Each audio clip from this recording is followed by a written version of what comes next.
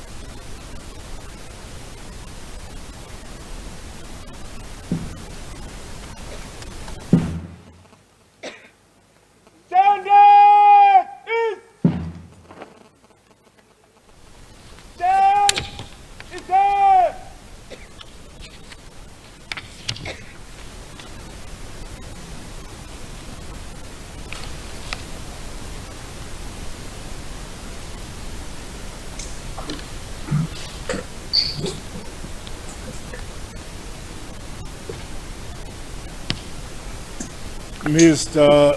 Speaker, sir, Madam President, it is my honor and privilege to deliver my State of the Nation address at this occasion, which also marks the opening of the fourth session of the 9th Parliament of Zimbabwe.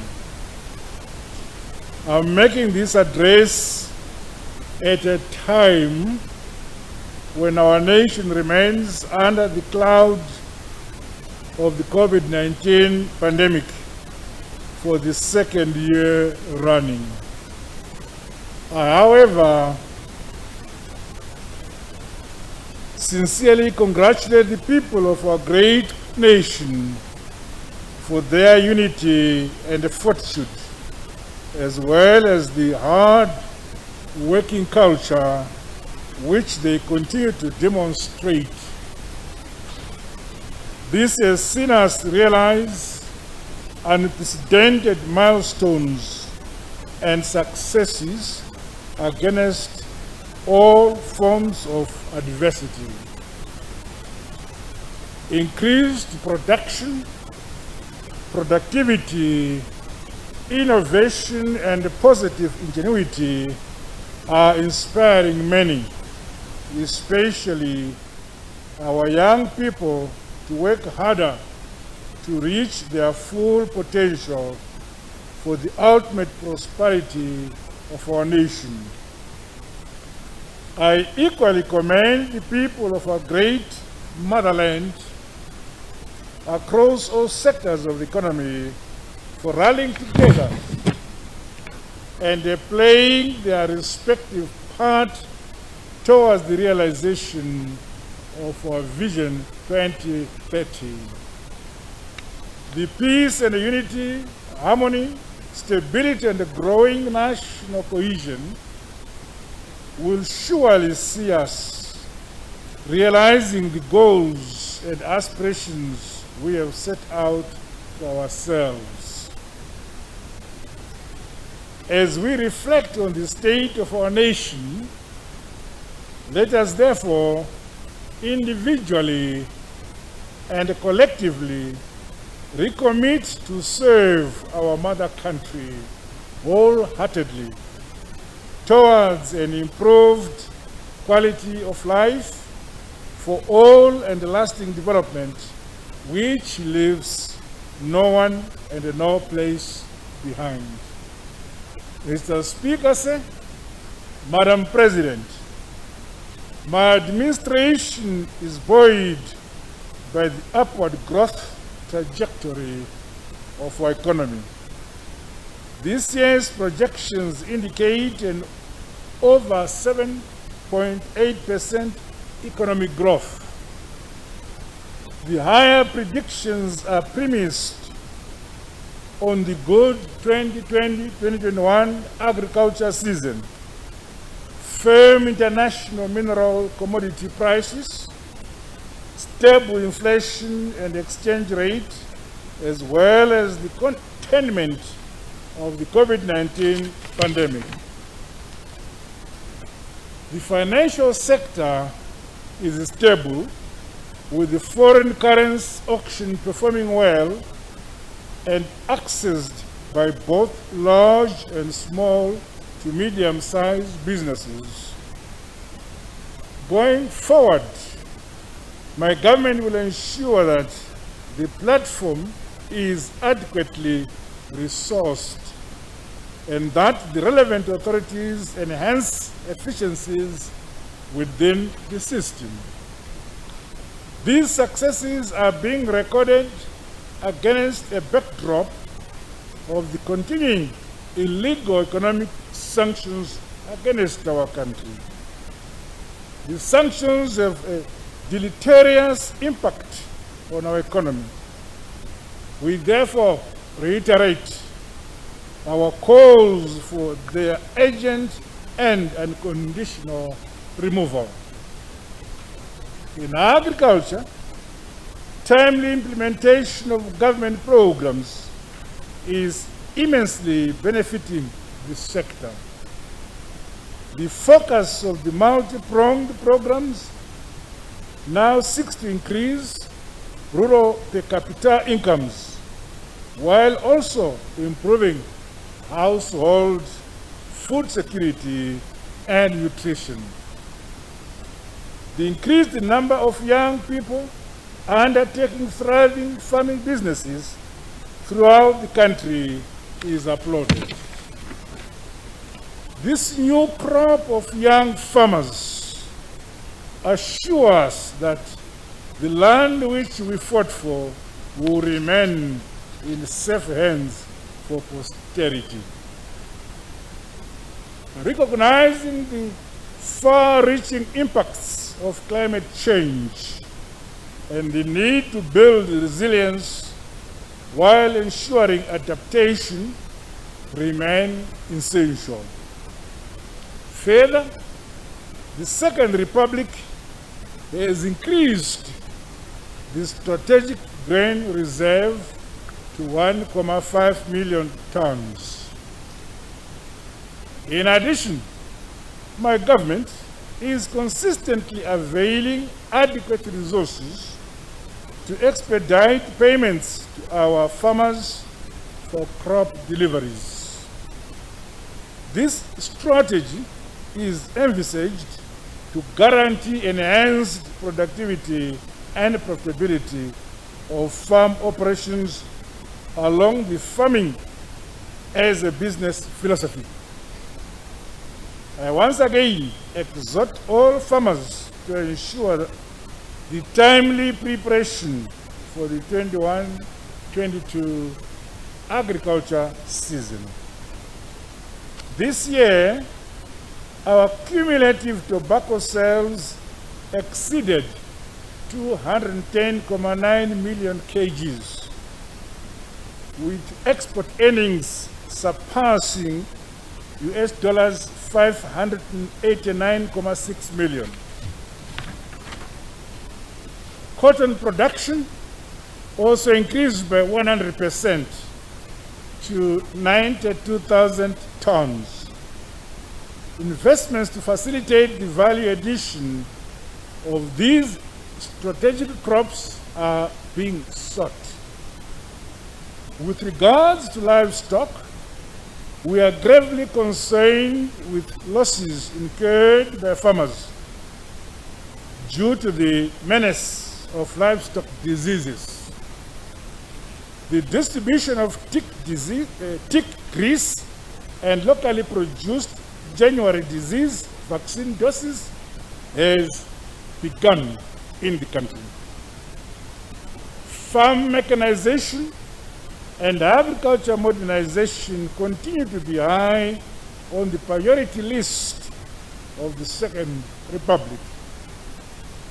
The District Development Fund, DDF, and other agencies are assisting with the tillage program for various categories of our farmers.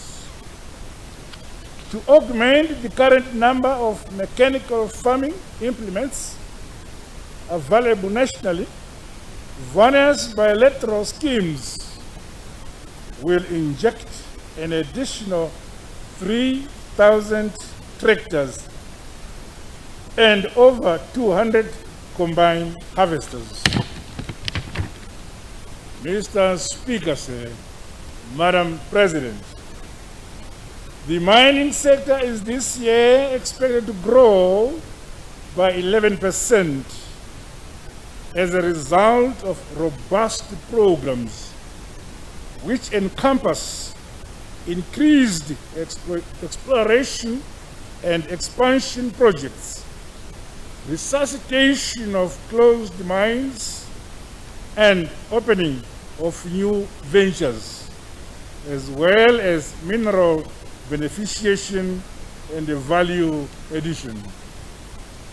Our manufacturing sector is benefiting from the import substitution strategy and local content policy launched by my government, coupled with the favorable ease of doing business environment and economy.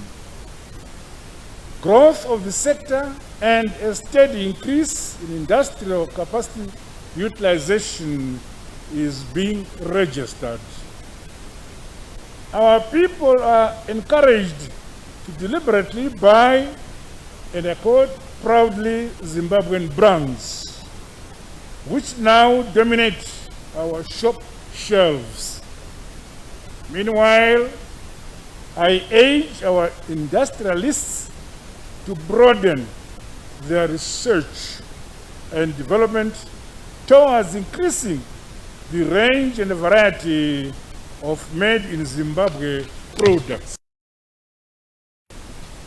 The current economic rebound and increased productivity has seen increasing demand for electricity and fuel. In light of this, my government has redoubled its efforts to complete and commission Units 7 and 8 at the Wange Power Station, other renewable energy augmentation projects, inclusive of solar power generation countrywide, are equally on course. As a clear endorsement of our national vaccination program, we have begun receiving requests for the hosting of regional and international meetings in Victoria Falls. Special attention to other tourism areas such as Kariba and the Eastern Highlands remains critical with regards to the rollout of the vaccination program. Mr. Speaker, Madam President, government has prioritized capital spending, with 34% of total expenditure to date having been earmarked for infrastructure development. The ongoing phase 2 of the emergency road rehabilitation program is indeed transformational across all provinces, districts, cities, and towns. Local resources are being put to good use, while local contractors are empowered and the commuting and trading public is experiencing the added convenience. In response to the transport needs of an ever-growing and a highly productive population of our country, my government has availed resources for the procurement of modern buses to service urban, intercity, and the rural routes. The establishment of electronic systems for the integration and computerization of the Vehicle Inspection Department, Central Vehicle Registry, ZINARA, and the related stakeholders will have far-reaching impacts on our national transport management system. The entry of Qatar Airways to further link our country with Middle East markets is a welcome development. As Zimbabwe continues on its quest to enhance efficiency and viability of the national carrier, the recent procurement of the Embraer ERJ 145 will thus increase the entity's serviceable fleet of planes. Meanwhile, the rehabilitation and expansion works at the RG Mugabe International Airport, the JM Como International Airport, and other airstrips such as Kariba, Buffalo Range, and the Grand Reef airports are on schedule. Mr. Speaker, Madam President, I want to commend our frontline workers for their selfless sacrifice towards COVID-19 infection prevention, control, and management. My government will continue to avail more vaccines in order to save lives and livelihoods. I, however, call upon all of us to heighten our determination with regards to continued vaccinations in order to meet our desired national herd immunity target. In the education sector, the resumption of the school calendar for all categories of learners is being carefully managed and monitored. I'm confident that the measures we are enforcing, along with invaluable support from our educators, parents, and guardians, will see the schooling period run its full course. Remarkable progress is being registered towards the creation of a competence-based education system, both in primary and higher education. The intention is to vault innovation for a knowledge-driven economy and the production of goods and services which benefit our people and the economy as a whole. In line with the National Human Settlements Policy, the implementation of the National Housing Delivery Program is gathering momentum across the country. The regularization program for informal and irregular settlements remains high on our agenda. My government, through the National Social Security Authority, has developed a raft of measures aimed at improving the lives and strengthening social safety nets for targeted beneficiaries. This has seen NASA setting up a revolving fund for income-generating projects.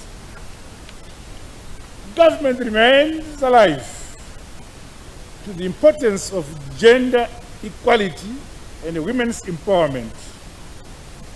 Facilities under the Zimbabwe Women Microfinance Bank, Treasury, and SME DCO, Medical, continue to capacitate women and create jobs across all sectors of the economy. Government also knows with grave concern that some sections of our youth are under siege from the scourge of drug and substance abuse. This situation threatens the very core of our future as a country and cannot go unchecked. As such, the recently set up Interministerial Committee has been tasked with finding lasting solutions to reverse and end this disconcerting trend. Our security services are equally seized with this matter. The ongoing efforts to bring justice closer to communities are being accelerated.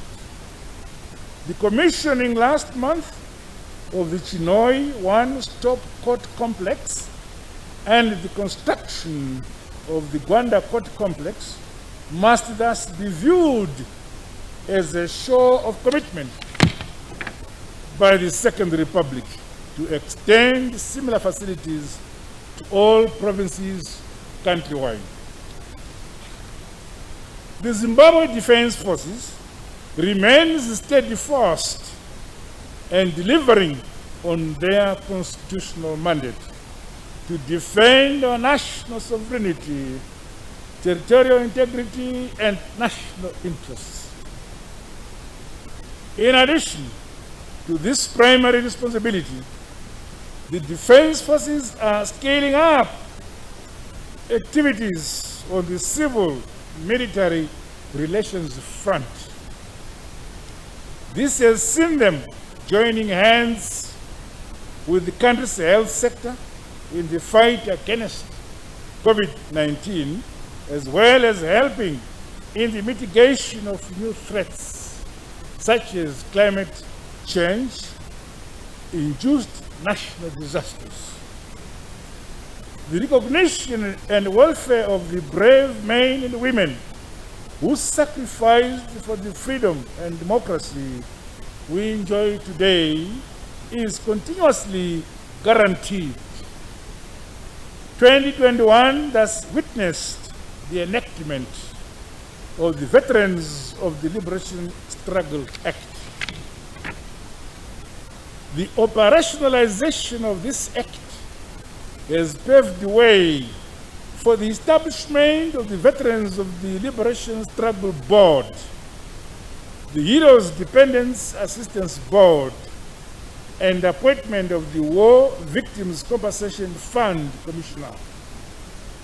Measures are now in place to restructure assistance programs to support economic projects run by our veterans of the liberation struggle.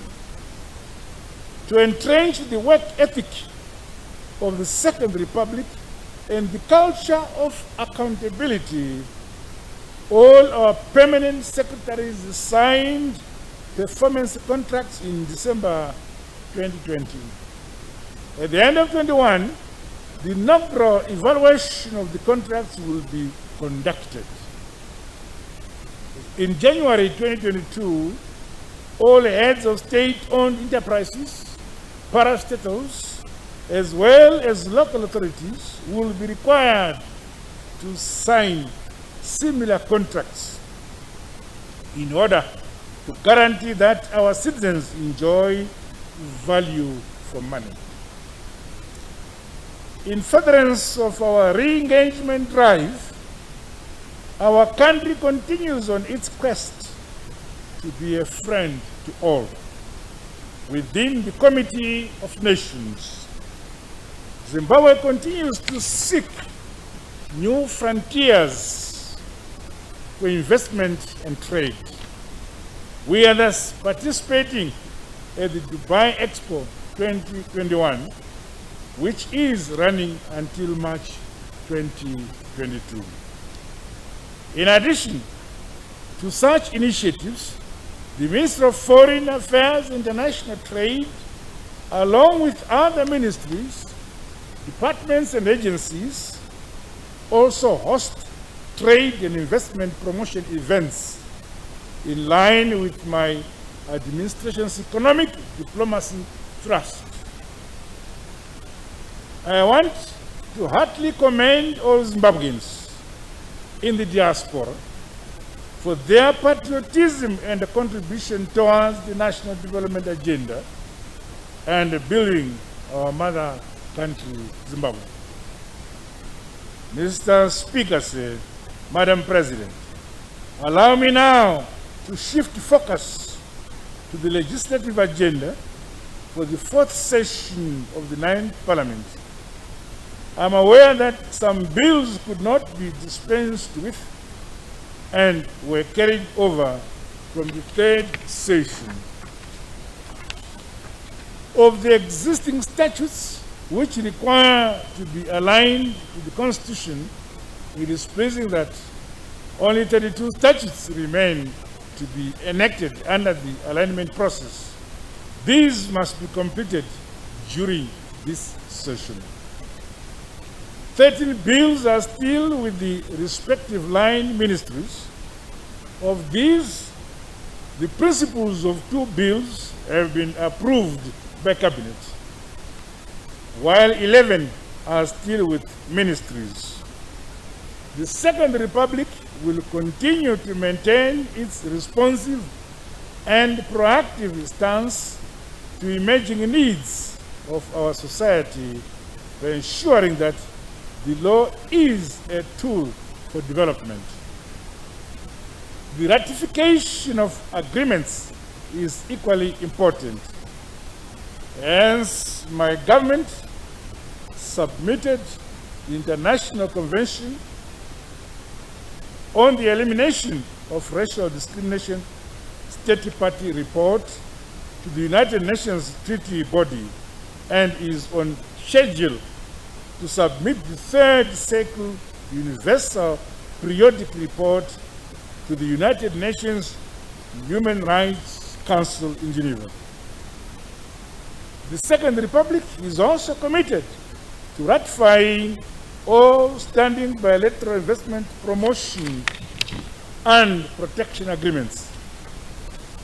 Furthermore, Parliament is also expected to ratify the Marrakesh Agreement establishing the World Trade Organization.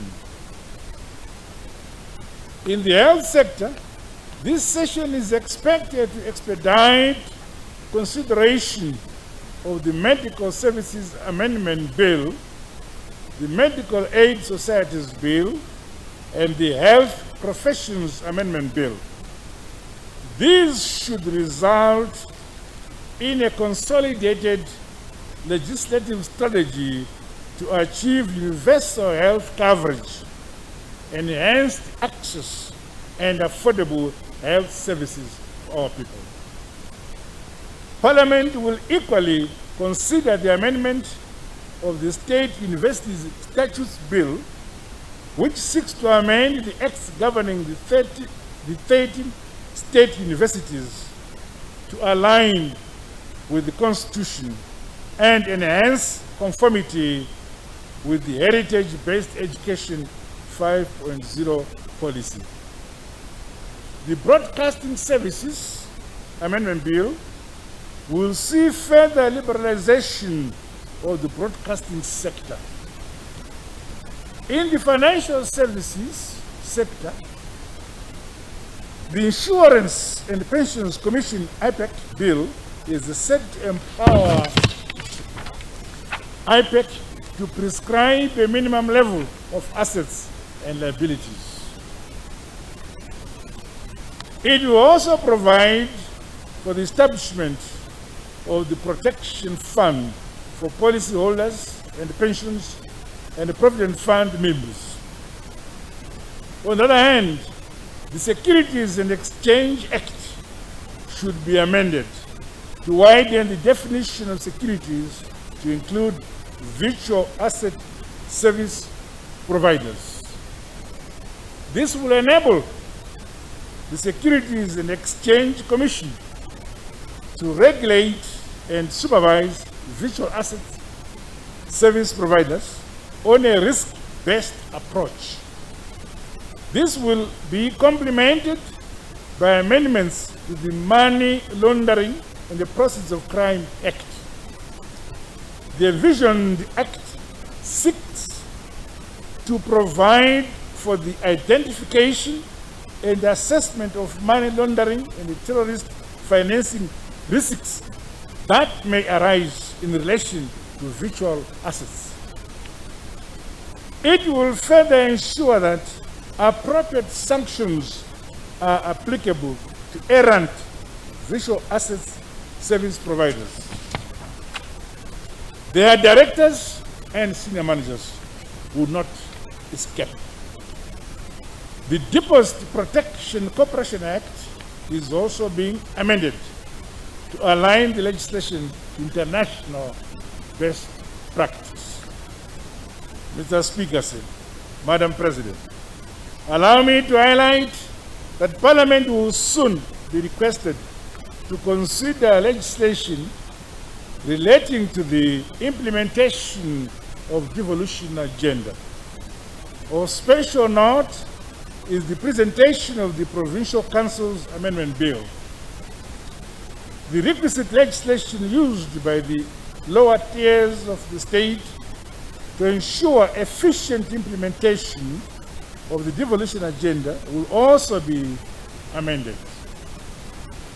These include Urban Council's Amendment Bill, Rural District Council's Amendment Bill, Regional Town and Country Planning Amendment Bill, and the Traditional Leaders Amendment Bill. Parliament is also expected to consider the municipal courts and the police bill, as well as the liquor licensing bill, intended to ensure the efficient discharge of the various mandates of these local authorities. The Second Republic is committed to ensuring that communities and all relevant arms of the state are adequately organized and capacitated to implement best practices on disaster risk management. Hence, legislation on disaster risk management will strengthen our nation's responsiveness and preparedness to tackle disasters. Through the Labour Amendment Bill, the dispute settlement machinery will be rationalized to remove cumbersome confirmation procedures. It also seeks to align the Labour Act with ratified international labour organization conventions, including freedom of association, the right to maternity leave, and equal remuneration for work of equal value. With regards to the welfare of our parliamentarians, the proposed amendments to the Parliamentary Pensions Act should address deficiencies identified in the present Act. Government has initiated a process to amend the Cooperative Societies Act in view of the changes in the socio-economic environment and the need to restructure operations, efficiencies, and the growth of cooperatives. To enhance good governance, transparency, and accountability among private voluntary organizations, the Act governing these entities is going to be amended. The bill seeks to align the Act with the best practices, including on adherence to the Financial Action Task Force standards. Proposed amendments will further ensure that private voluntary organizations operate within the thematic parameters under which they were registered. The Persons with Disabilities Bill is set to amend the 1992 Disabled Persons Act, informed by other contemporary legislation on disability rights. With regards to children, the Child Justice Bill seeks to establish a child justice system for children in conflict with the law in accordance with the Constitution and international obligations.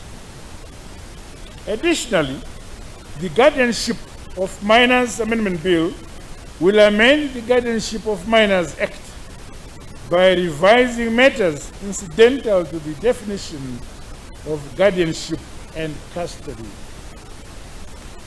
Through the Administration of Justice Amendment Bill, government intends to align the Administration of Justice Act to the Constitution. The Judicial Laws Amendment Bill will amend the High Court Act, Labour Court Act, the Magistrates Court Act to ensure the proper functioning of the lower courts and efficient justice delivery.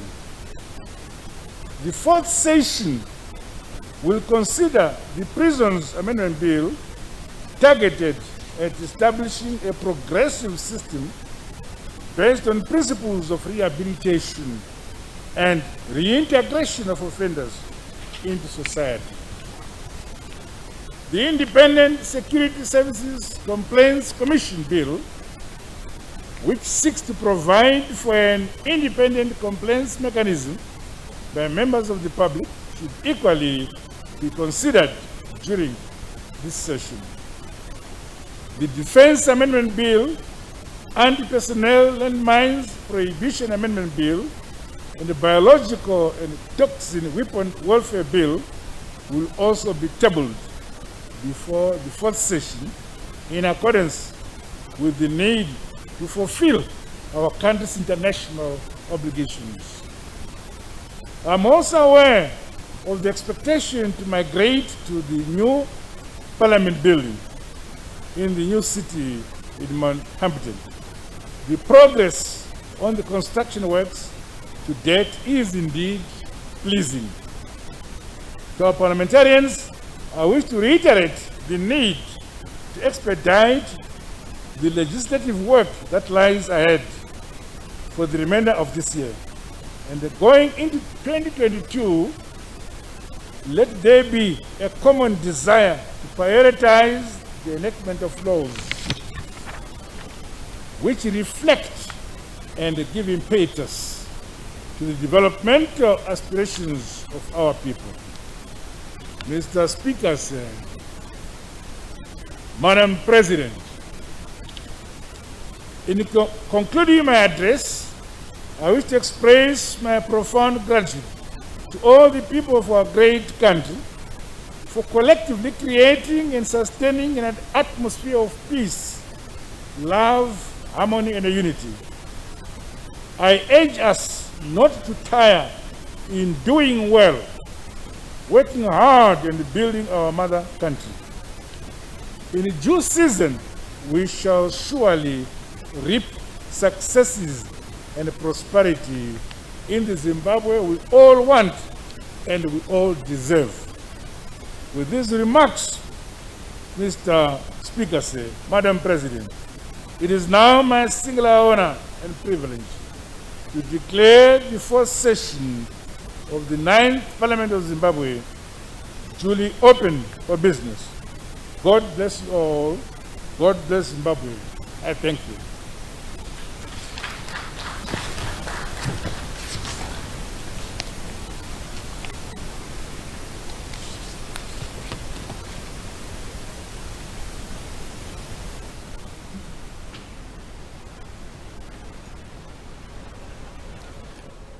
President Emmerson Mnangagwa delivering the State of the Nation address and marking the official opening of the 4th session of the 9th Parliament of Zimbabwe at State House. And he did commend Zimbabweans for their resilience in the face of various adversaries for the prosperity of the nation, and he outlined various infrastructure projects and development projects which the Second Republic is on a drive to ensure that the well-being of Zimbabweans is safeguarded. Now, I'm now joined by Ms. Ronica Mumbire as we continue giving you proceedings from State House.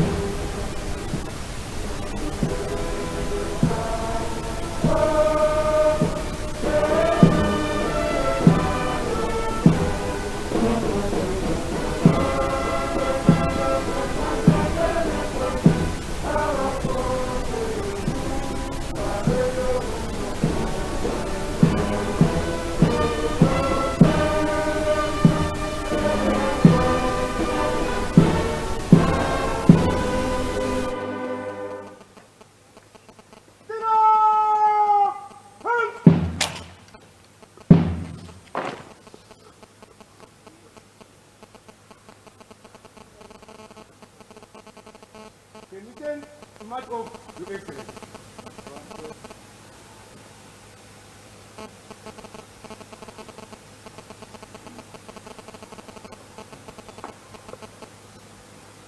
Recover! God of honor! Reform! 3 ranks! In class order! Inward! Please!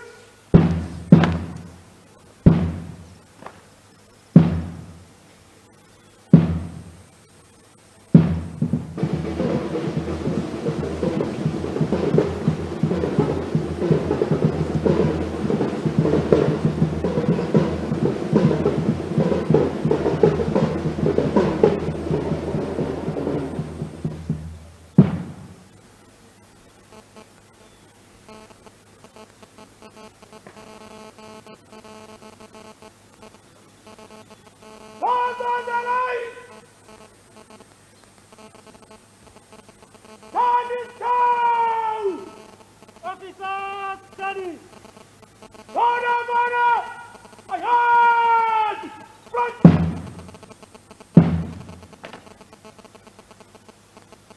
Sit up!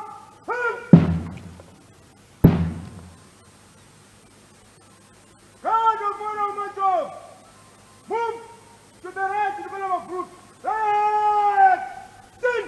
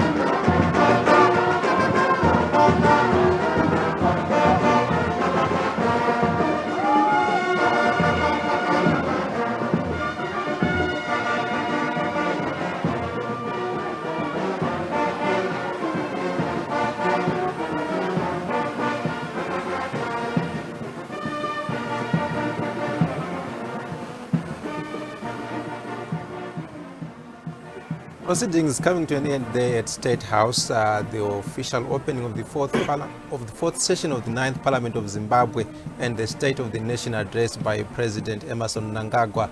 The president started by commending Zimbabweans for their resilience in the face of various adversities for the prosperity of our motherland. The president also outlined various infrastructure projects that the government is undertaking to ensure the well-being of Zimbabweans. He spoke about the rehabilitation of the Robert Gabriel Mugabe International Airport, JN Mkomo Airport, Buffalo Range. He spoke about the emergency road rehabilitation program, which is being transformational, transforming the entire landscape across the country. He spoke about the RBZ auction system, which has brought stability to the financial services sector, and he also commended frontline workers for their resilience in the face of COVID-19.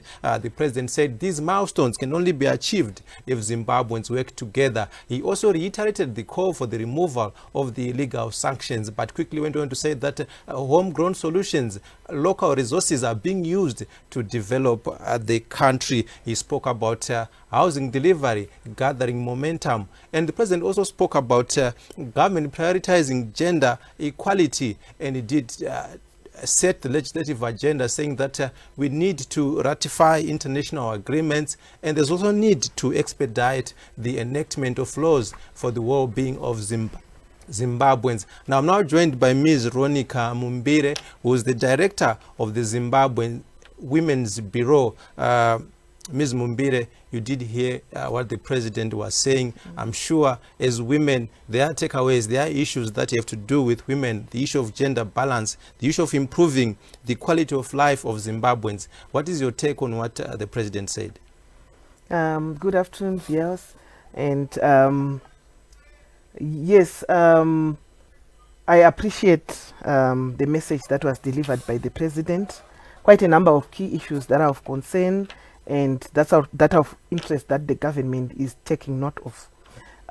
And among them, and key that drives the women's lives, is gender equality and empowerment of the women.